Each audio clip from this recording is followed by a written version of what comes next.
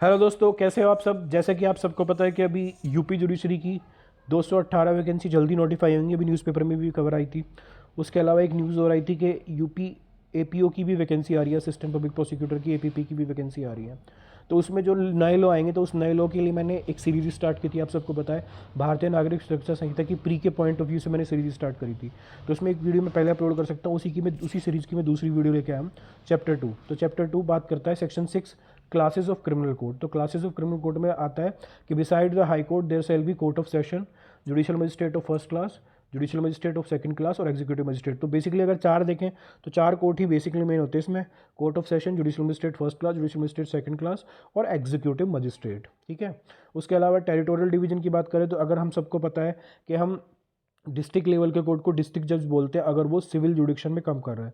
जैसे अगर हम हायरार्की ऑफ कोर्ट की बात करेंगे तो हायरार्की ऑफ कोर्ट में पहला सुप्रीम कोर्ट होता है, फिर हाई कोर्ट होता है, फिर डिस्ट्रिक्ट कोर्ट होता है, फिर सिविल जज होता है। ऐसे ही अगर क्रिमिनल कोर्ट में हायरार्की की बात करें तो पहले होता है सुप्रीम कोर्ट, हाई कोर्ट, उसके बाद होता है सेशन कोर्ट, उसके बाद judicial magistrate first class second class. लेकिन उस टेरिटरी को जब एक डिस्ट्रिक्ट में एक पर्टिकुलर टेरिटरी डिफाइन की जाती है ना, इस पर्टिकुलर टेरिटरी में एक डिस्ट्रिक्ट कोर्ट इस केस को सुनेगा तो उसे बोल देते हैं सेशन डिवीजन। तो उसे सेशन डिवीजन बोलते हैं डिस्ट्रिक्ट लेवल पे। उसको डिसाइड कौन करता है? स्टेट गवर्नमेंट डिसाइड करता है। किसकी कंसल्टेशन के बाद? हाई कोर्ट की कंसल्ट। ध्यान रखना, सेशन डिवीजन कौन डिसाइड करता है? State government. लेकिन कंसल्टेशन किसकी होगी? हाई कोर्ट की। फिर बोल रहा हूँ, सेशन डिवीजन डिसाइड करेगा, state government, consultation high court की। स्टेट गवर्नमेंट कंसल्टेशन लेता है हाई कोर्ट से और उसमें अल्टर भी कर सकता है। स्टेट गवर्नमेंट एक डिवीजन को दो पार्ट में डिवाइड भी कर सकता है। उसके अलावा सेक्शन 8 की बात करें, court of session. Court of session कौन इस्टेब्लिश करता है? State government court of session establish करता है। लेकिन उसके जो जज अपॉइंट करेगा, सेशन जज का अपॉइंटमेंट का काम हमेशा किसका होता है? हाई कोर्ट को होता है। और यही बात एक चीज़ प्रूव करती है, इंडिपेंडेंस ऑफ जुडिशरी। जज के काम में अगर इंटरफेयर करेगा सिर्फ अपॉइंटमेंट में तो वो हाई कोर्ट करता है। इसलिए जब आप देखोगे कि सेशन जो डिवीजन है उसको इस्टेब्लिश तो कौन कर रहा है? स्टेट गवर्नमेंट कर रहा है, लेकिन जज of session court appointed by high court. Section 8 सब क्लोज 3, हाई कोर्ट में ऑल्सो अपॉइंट एडिशनल सेशन जज। तो एडिशनल सेशन जज भी अपॉइंट कर सकता है। अब पहले असिस्टेंट सेशन जज होता था, तो असिस्टेंट सेशन जज अब नहीं होता बीएनएसएस में, अब सिर्फ एडिशनल सेशन जज अपॉइंट कर सकता है, हाई कोर्ट अपॉइंट करता है। उसके अलावा सिटिंग प्लेस कहाँ बैठेगा सेशन जज, ये कौन डिसाइड करेगा? ये भी हाई कोर्ट डिसाइड करेगा।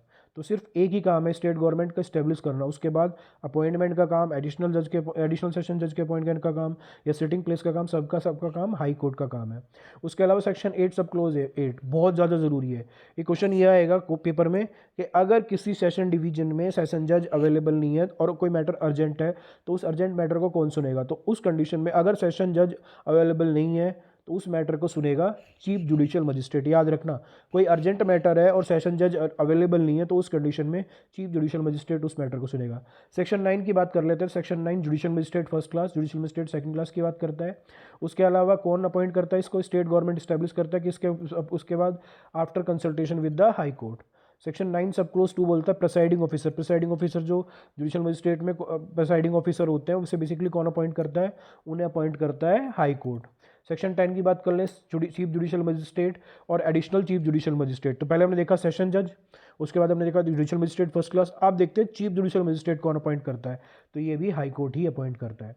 सेक्शन 11 स्पेशल जुडिशियल मजिस्ट्रेट, ये बहुत इंपॉर्टेंट है। तो स्पेशल मजिस्ट्रेट अगर कोई अपॉइंट होगा तो बेसिकली कब अपॉइंट होगा? अगर सेंट्रल गवर्नमेंट या स्टेट गवर्नमेंट कोई स्पेशल रिक्वेस्ट भेज रहे हैं, कोई स्पेशल रिक्वेजिशन भेज रहे हैं कि सर एक स्टेट गवर्नमेंट और सेंट्रल गवर्नमेंट रिक्वेजिशन भेजते हैं हाई कोर्ट को कि सर एक मजिस्ट्रेट को आप स्पेशल मजिस्ट्रेट बना दो, स्पेशल जुडिशियल मजिस्ट्रेट बना दो।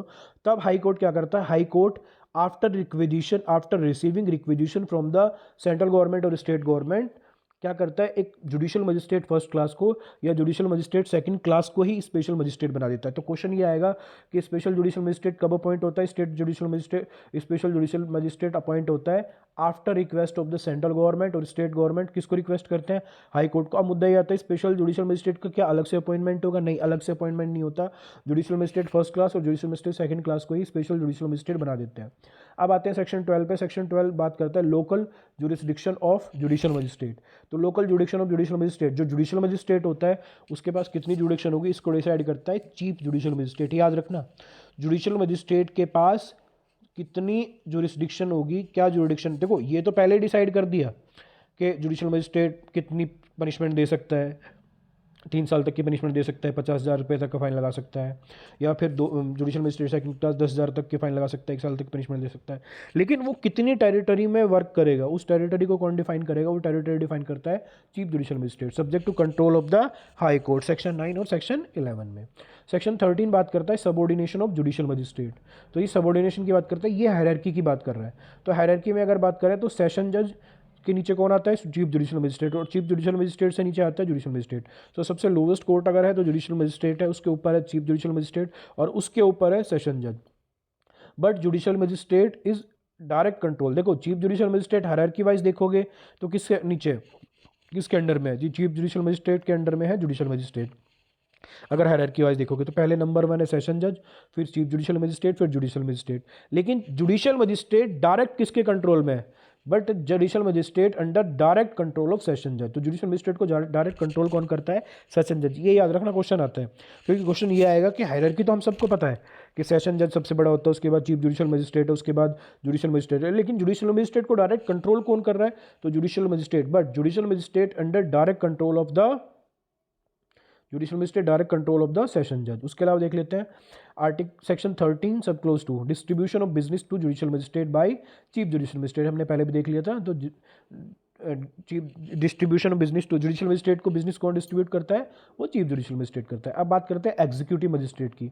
तो एग्जीक्यूटिव मजिस्ट्रेट वो वर्क मजिस्ट्रेट होता है, जैसे हमने पहली वीडियो में देखा था। एग्जीक्यूटिव मजिस्ट्रेट का काम क्या होता है? कोई लाइसेंस वगैरह दे रहा है, या कोई एग्जीक्यूटिव वर्क कर रहा है, कोई एग्जीक्यूटिव ऑर्डर दे रहा है, तो एग्जीक्यूटिव मजिस्ट्रेट होता है। उसका अपॉइंटमेंट भी BNSS में दिया हुआ है, किस सेक्शन में?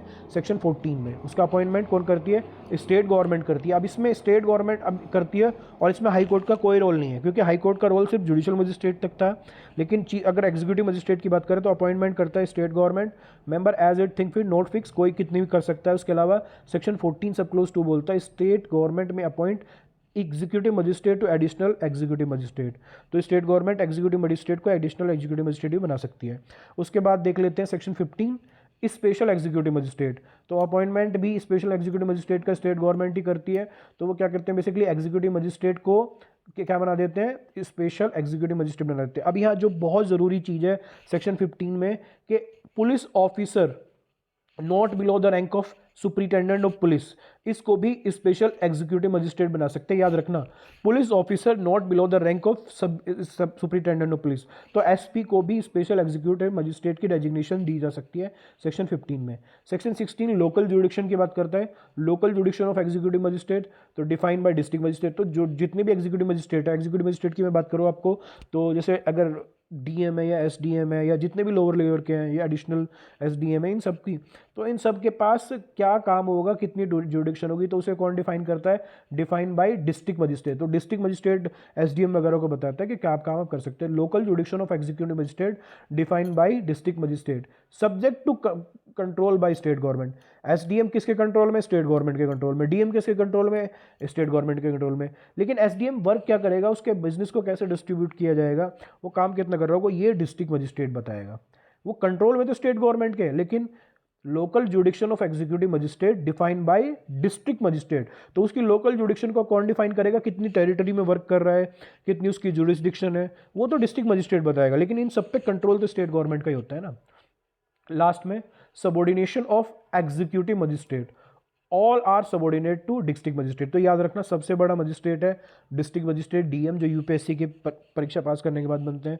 तो बेसिकली वो डिस्ट्रिक्ट मजिस्ट्रेट बनते हैं, उसी के अंडर में सब आते हैं। SDM, एग्जीक्यूटिव मजिस्ट्रेट, ये जितने भी स्पेशल मजिस्ट्रेट, तो सब के सब डिस्ट्रिक्ट मजिस्ट्रेट के अंदर में आते हैं, और वही इन सब की लोकल जुडिक्शन डिफाइन करता है। ये अलग बात है कि डिस्ट्रिक्ट मजिस्ट्रेट हो, चाहे स्पेशल एग्जीक्यूटिव मजिस्ट्रेट हो या एग्जीक्यूटिव मजिस्ट्रेट हो, ये सब डायरेक्ट किसके कंट्रोल में होते हैं? ये डायरेक्ट कंट्रोल में होते हैं स्टेट गवर्नमेंट के। तो ऐसी तीसरी वीडियो में जल्दी लेके आ रहा हूँ। ये कंफर्म बता रहा हूँ कि अगर आप ये सारी वीडियो सुनोगे तो प्री के मैं सारे पॉइंट क्लियर करा दूंगा आपके, और ऐसी सीरीज़ में BNSS की जल्दी लेके आऊँगा। 20 या 22 वीडियो में पूरी BNSS में ख़त्म करूँगा। मैं डिटेल में पढ़ाना चाहता हूँ, मैंने पहले भी बताया था। मैं कोई सिंगल एक वीडियो बना के आप सबको गुमराह नहीं करना चाहता। एक एक पॉइंट में डिस्कस करूँगा जो प्री में आ सकता है। और मैं ये भी बता रहा हूँ, इस बार का प्री बहुत टफ होने वाला है। पिछली बार आपने देखा होगा कट ऑफ 280 गई थी, तो इस बार प्री की कट ऑफ आई जाएगी, सीट भी कम है। तो इसी के लिए ढंग से इसकी तैयारी कर लो, और ये सारी वीडियो ध्यान से बार बार देख लेना एक बार, आपका प्री क्लियर हो जाएगा। BNSS की तो पॉइंट क्लियर हो जाएंगे कन्फर्म।